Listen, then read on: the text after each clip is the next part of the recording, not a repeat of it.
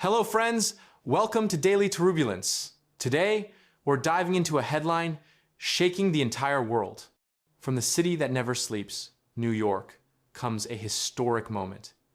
The city has elected the youngest and the first Muslim mayor in its history. Yes, we're talking about Zohran Mamdani. So who is this 3-4-year-old leader who just reshaped the political landscape of New York? Zohran Mamdani is now the new mayor of America's biggest metropolis. Born in Uganda in 1991 to an Indian family, Mamdani grew up surrounded by art and academia. His mother is the renowned filmmaker Mira Nair, and his father, Mahmoud Mamdani, is a professor at Columbia University. But that's not what makes him truly stand out.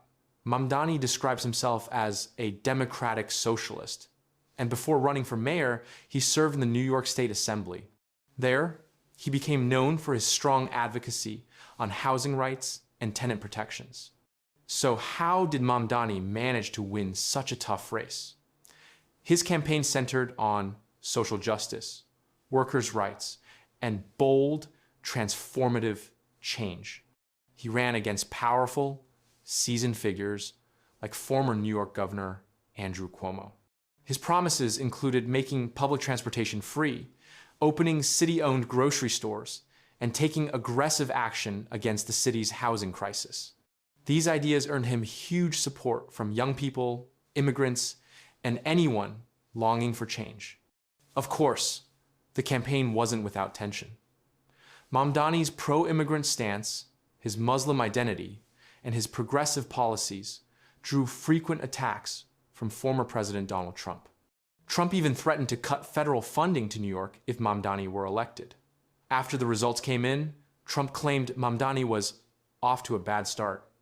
Mamdani responded during his victory speech with a sharp line aimed directly at Trump. "I know you're watching.